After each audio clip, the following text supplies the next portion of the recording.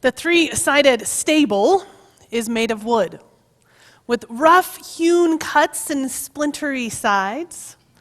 A section of aspen branch, its white bark yellowing with age, supports the left side of the moss-turfed roof.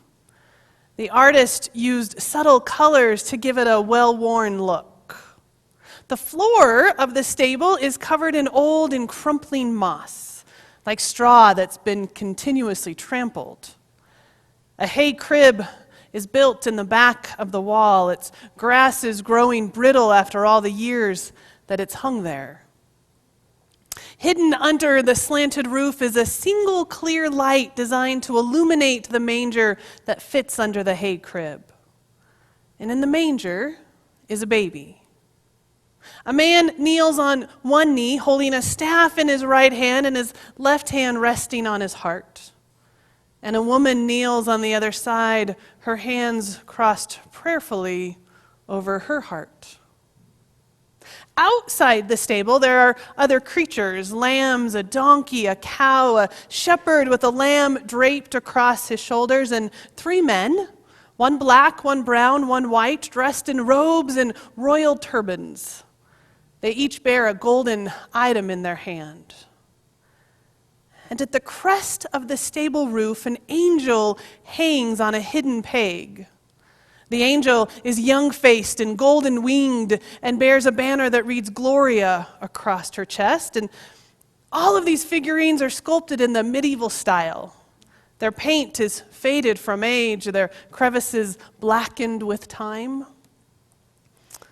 This is the nativity scene that first imaged the Christmas story for me. My childhood nativity scene that went up every year at our house. This is the scene that created that first sense of wonder and awe at Christmas time for me. It's at the heart of my Christmas memories. When we were children, I have one older sister, and so it's the two of us as kids and family of four. And when we were young, the creche, the nativity scene, was the first decoration to go up in our house. Nothing else went up until the manger scene was complete. And we didn't just randomly place the figurines and then go on to other decorations. The manger scene went up piece by piece as my mom told the story. So first, the stable with the donkey and the cow. Then came Mary and Joseph looking for a place to stay. Finding no place at the inn, they ended up in the stable. Then Jesus is born. And then the angel is put up, and she's singing her message that brought the shepherds and the sheep, and they take their place. And then last, the wise men. And in my house, we always had to figure out which direction was east to make sure the wise men were coming from the appropriate place. And my sister and I took turns putting up the figurines as my mom told the story. It took some time. We would often fight over who placed baby Jesus last year because we wanted to put Jesus in the stable. No other manger scene is as powerful for me as my childhood nativity. No other creche stirs as much emotion and memory as this one does. No other scene touches my heart in quite the same way. And I still find myself anxious to get to my parents' house during Advent to see this scene because the season doesn't really start for me until I've had a chance to stand in front of this manger scene. Because I know that every year when my mom puts it up, it's with that same intention that she led my sister and I. It's a memory that still holds great meaning for me every year at Advent. I love nativity scenes. I collect them now. I think that's probably part of why. It had such power when I was a kid. Now I think we have 5 in our house that go up. I love nativity scenes. The manger scene itself is a combination of stories, actually, stories from the different Gospels. It's a combination of stories, a combination of memories. If you've spent much time in the Gospels of Luke or Matthew, you know the stories are a bit different. So the stable That stable scene comes from the Christmas story in Luke's gospel. It's in Luke's gospel that Joseph and Mary live in Nazareth, and they had to travel to Bethlehem for the Roman census. All of Israel is traveling for the Roman census. So there's no place for them at the inn, and they end up finding warmth and shelter with the animals.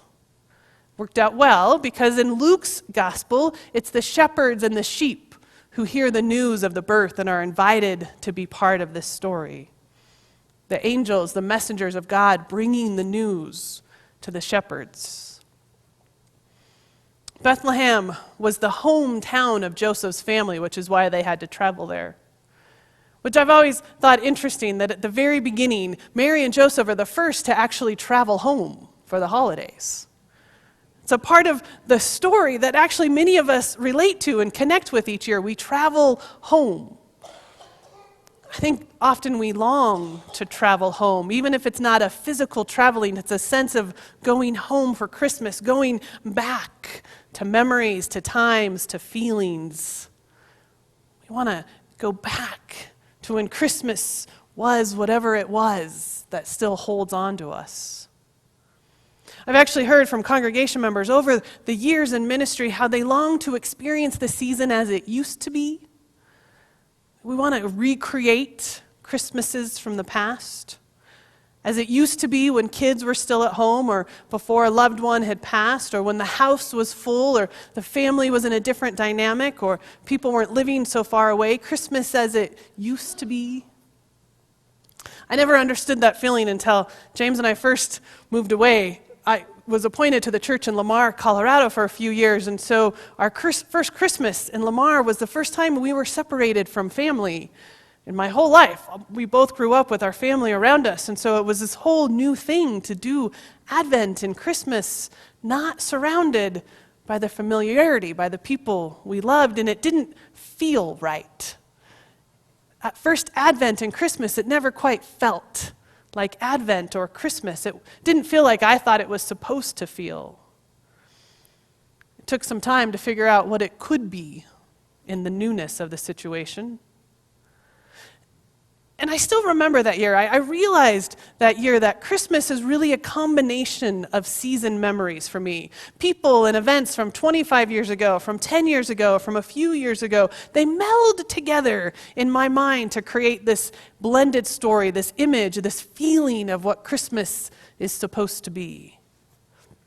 I always go back to my childhood. I count myself lucky. I think we had some pretty cool Christmases when I was a kid, but they were the same every year. We would spend Christmas Eve night at my grandma's house, my mom's house. There were 12 of us cousins who all ended up in one room in the basement that had 2 pull-out couches. And the 12 of us had to figure out how to sleep on those couches and the floor. And we couldn't wake anybody up until 6 o'clock in the morning. And there was a VCR on top of Grandma's TV with the clock. And I can still picture that clock. And we would wait until it turned 6 o'clock in the morning. And then my sister, who was the oldest, could go wake up my parents. And we would start our festivities. And there was 4 adult couples and my grandma and my great-great aunt, and they were spread out across the rest of the house. I'm not ever quite sure how we all fit in my grandma's house because it wasn't that big, but we did it on Christmas Eve. And then we would have the morning, and there was 20 of us, and we would open presents one at a time, youngest to oldest, youngest to oldest, youngest to oldest. It took hours. It was so much fun, though, as a kid, taking hours to open presents, and I never quite understood why the adults kept getting up to refill coffee mugs over and over. I understand that now. And then later in the day, more family would come over and we would have big meals. And by the time you got home, you were exhausted and collapsed, but it was a great day. And I'm sure not every year was that great, but that's how I remember it now. That was the Christmas of my childhood. It's this experience of Christmas that every year I want to pass on to my kids. And for a long time, I thought we had to do the exact same thing to pass it on, and I had to let go of that one. I wanted to pass on that feeling of Christmas. It isn't so much the actual events, but the memories, the feel, the experience that I think we want to hold on to. It's that creche that I go back to, that combination of memories. every year. The manger scene, though, is not just a combination of memories, it's also a combination of dreams. In the Gospel of Matthew, it's people from other countries, from other cultures, who enter the scene, who come looking for the newborn king. They're looking towards the future, what could be, the promise, the potential. And they're following the star, not even knowing where it's going to take them, and they set out, and the star leads them to Bethlehem. But in Matthew's gospel, it's not Mary and Joseph who are the travelers, it's the Magi, the wise men. Mary and Joseph lived in Bethlehem. They were at home. Jesus was born at home. All of the traditional Jewish customs were observed. He was consecrated, he was circumcised. They did all the things they were supposed to do, and the family belonged to this community, and you got a sense of Jesus and their wider family and community. And Matthew doesn't just stop with telling the story of Jesus' family. Matthew's gospel talks about what's happening in the world around them, and it relates the world situation, especially King Herod. We hear a lot in Matthew's gospel about the fear of the king, the threat of the king, the power of the king, and the darkness of the king that is present at the time of Jesus' birth. We don't always read about King Herod in Advent and Christmas, and I think we miss something. Because Herod reminds us that there's still darkness in our world, and we still need that light of Christ. Herod represents that which is threatened with the birth of Christ, both then and now. He represents what's possible when we let fear become the motivation for our lives, rather than the hope Jesus brings, the love Jesus brings. Herod represents what happens when we strive for power over others rather than empowerment of each other. Herod represents what happens when we fail to see the humanity and the divinity in each other. Herod reminds us that we continue to need the promise Christmas offers. It's not just something of the past. It's about today. The promise of hope and a belief that our world can be based in compassion and loving kindness. We still can get there. It's a reminder that the promise of love continues to break through the walls that we build between each other. The paradox of our Christmas celebrations, at least for me, I have to remind myself, sometimes I forget that Christmas is not a time of ending. It doesn't end the season. Christmas is actually a beginning. It starts a whole new year. It offers whole new potentials. Christmas is the unknown, the barely begun, the planted seed, the wonder of what could be next. The star that's going to take us somewhere we don't even quite know yet. And yet we sometimes confuse our Christmas traditions with the meaning of Christmas. We exchange the potential of newness for the comfort of familiarity and tradition and what has always been. And that manger scene, that nativity scene, it is a combination of memories of what was, dreams of what could be, and a reality that Christmas is really not about the past, but about the present, about the here and now, this moment. At least we can let it be. I read an article a few years ago titled, "A Stress-Free Christmas, 5 Ways to Keep Santa in the Season." It was written by a retired United Methodist clergywoman, and I'll be honest, the first time I read it, it took me about halfway through to realize the article was satire. I don't know if I was tired or if I was just frustrated with secularism around Christmas, but it took me a while. So here's some of what she said. The opening line said, "Way too many folks suffer unnecessary stress during this time, mainly because of a lack of focus on the really important center, which is, of course, Santa gifts, family, and fun. However, we all face multiple distractions which dilute the reasons for the season." So below, you'll find 5 suggestions that, if faithfully followed, will guarantee a relaxed, fun-filled Christmas celebration free of distraction. So here's her 5 steps. Number 1, music. Choose carefully the kinds of seasonal music you listen to.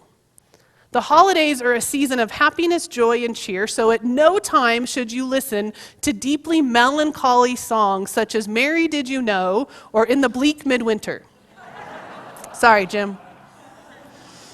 Oh, Come All Ye Faithful should be avoided. And Silent Night is only okay in the right setting with lots of snow falling around you. Instead, only listen to songs like Santa Claus is Coming to Town, Frosty the Snowman, and White Christmas. Second, decorations. Christmas decorations should reflect the holiday cheer of the season. Santas, reindeer, happy snowmen, nutcrackers, villages with trains, big fancy bows, and of course, lots of snow everywhere. Your decorations should look expensive, elaborate, shiny, and fun. If you must display a nativity scene, make sure that Mary and Joseph look clean and well-nourished with expensive robes draping them. 3, holiday activities. Fill the weeks leading up to Christmas with parties, shopping, cooking as much highly sugared foods as possible, visits to Santa, and hints of gifts. Watch lots of family Santa-themed TV shows. Talk about Santa daily, reminding children that Santa knows everything. Use that all-knowing quality of Santa to enforce good behavior for children, because the pressure of all the parties and other activities fueled by excess sugar and alcohol makes it impossible for parents to be good disciplinarians at this time. Emphasize Santa's great powers, his ability to be everywhere at every time, and how important it is to believe in him right now. 4, holiday worship. My favorite, holiday worship. If you're in the habit of worshiping regularly, the author suggests you skip Advent services altogether. Hear, hear. Jim's on board. She says, 1, it will help your schedule. 2, it frees you up from having to hear about Advent. About the darkness, the cold, the waiting, the anticipating, the brokenness of our world that needs the Christ child. Just avoid it all if you can, so that Advent doesn't get in the way of Christmas. If you must attend worship, find a church that ignores Advent. And if you just have to go to Christmas Eve services, find a church that has a convenient time for you, because that's the most important. And one where you will be treated to a spectacular professional performance, preferably with live animals and maybe even snow falling from the rafters. We can do that. We're going to try for that one. The final way to keep Santa in the season is Christmas Day. Make this day all about Santa, reindeer, gifts, food, sugar, and fun. If you want to mention Jesus, perhaps you can do a birthday party for Jesus when you bring out the dessert. If you do, be sure not to mention anything about the idea of Emmanuel, God with us, or anything that has to do with the Christ child coming to serve and change the world. The author ends with the line, "It's time to take back Christmas and keep intact the reason for the season." She had a few things to say about our secular celebration. If read in the right mindset or the wrong mindset, you can almost miss the satire of it and what Christmas has become in many ways. The reason for the season, the meaning of Christmas. You hear those phrases all over the place right now. The reason for the season, the meaning of Christmas. And whenever I hear those phrases, I go back to the manger scene from my childhood, where I found first the wonder of what this story was all about, where the story for the first time became real for me. The meaning of Christmas, the anticipation of Advent, the wonder of the story comes to each of us when we take a moment to pause, to put ourselves into the scene and be present to what could be now, what could be in the future, the potential that is still there in this story that's 2,000 years old. When we embrace it, when we open ourselves to it.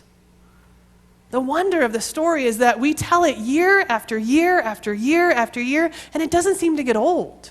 We keep telling it year after year. And the child is born again and again and again, and we need to know that he will be born again and again and again. We need that hope.